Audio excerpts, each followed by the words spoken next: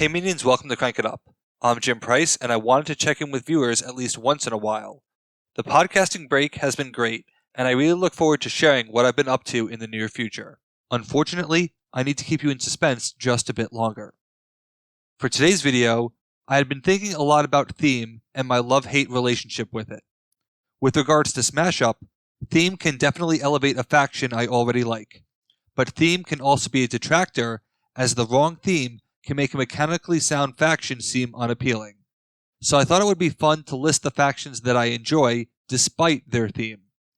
It's difficult to make this list without the risk of offending someone who does like that theme, so please know that is not my intention. I try to maintain a strict belief that very few things are objectively dumb, and that something cannot appeal to me but still have legitimate value to someone else. There are plenty of things that I enjoy that others do not, and that's part of life. It's important we are all passionate about our interests. To make and order the list, it was a function of how much I disliked the faction's theme combined with how much I liked the faction. For a faction to be in the lower numbers on the list, I have to really dislike the faction theme in addition to really enjoying their playstyle.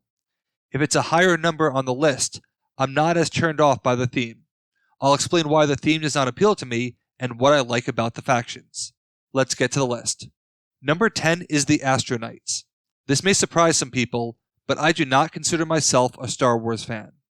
I watched the main movies, I played some of the video games, and for some reason, I used to own Star Wars Trivial Pursuit, but I wasn't exactly clamoring for a Star Wars faction.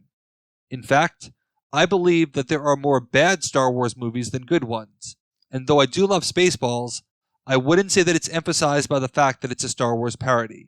But I do like the astronaut design. I have always found them to consistently be a threat.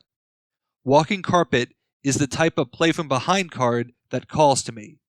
I like the diversity of their minions, and Space Knight has really grown on me, if you can actually draw her, which has been pretty rare for me lately. For me, they have a nice blend of card draw, extra plays, specials, and versatility.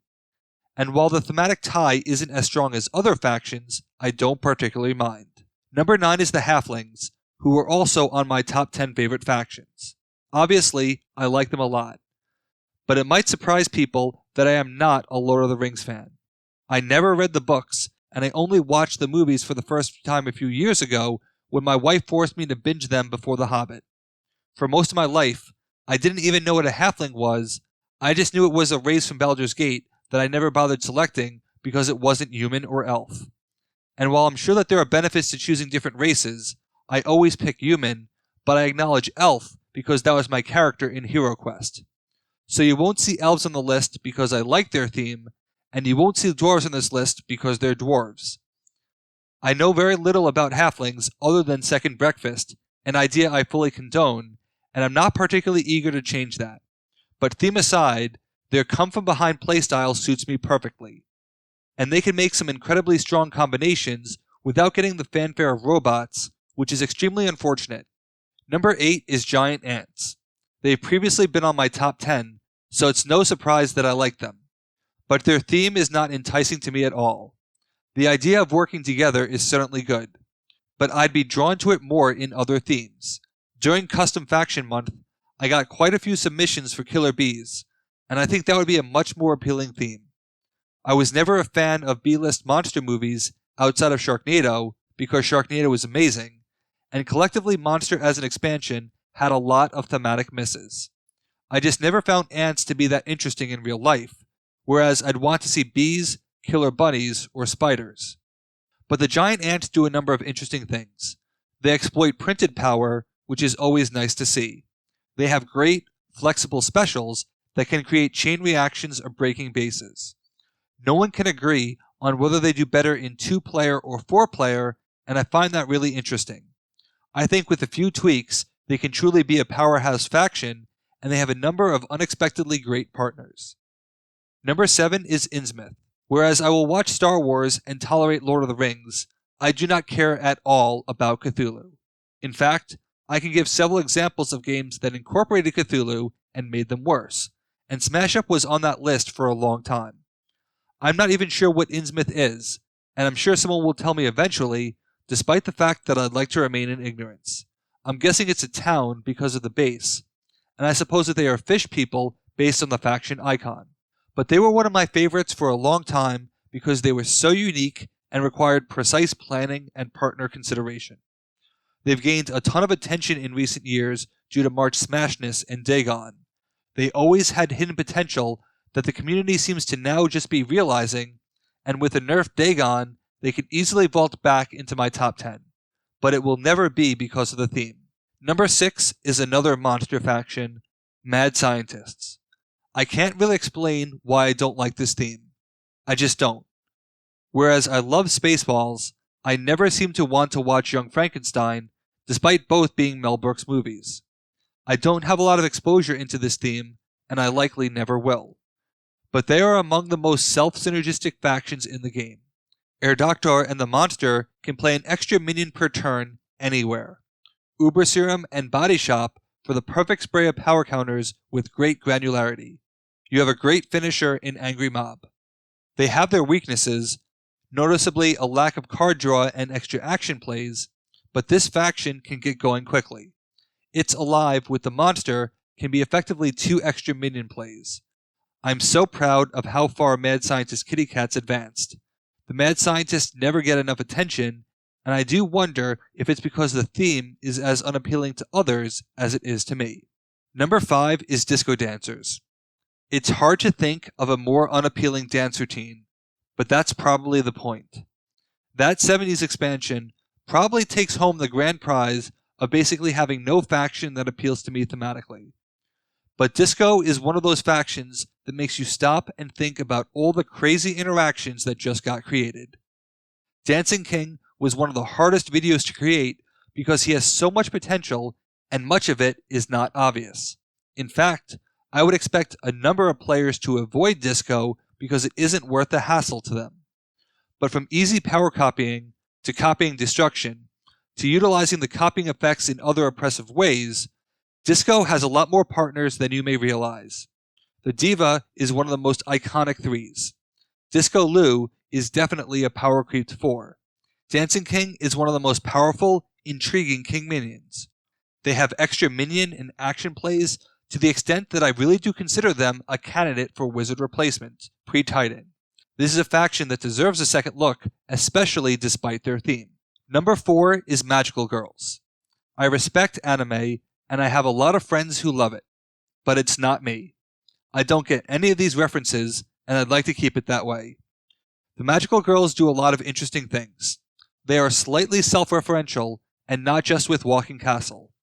The 2 Magic Hats seem equal, but they aren't, and yet they are, because Power Maid can potentially deliver more value than Lunar Captain can. And that's a big part of the appeal for me. Sometimes Bewitching Gal is the star. Sometimes it's Techno-Magical Lass. They can do a bit of everything, and are a swarm-style faction without excessive extra plays. They are more like a state machine, using their recursion to reset the state. They are a swarm faction without feeling overwhelming, and that's a good thing. They play for the solo base, in my opinion, which is a strategy I particularly enjoy. Add in the fact that they have some very interesting cards that meet unique situations, and you have a faction that really stands out to me, despite a theme I clearly don't appreciate despite its vast history. Number 3 is Luchadors. I actually appreciate that these are luchadors rather than strictly wrestlers, because I appreciate the cultural impact of them. But it's still wrestling, and I cannot personally separate that. Wrestling has no appeal to me. In their first iterations, the luchadors were a bit too closed off, which made synergy difficult. But the reliance on setup cards was distracting from what they really were trying to do: play from behind, make plays in advance. 2 things very dear to my heart. The entire idea around reversal is that you are trying to steal a base from someone, especially on their turn.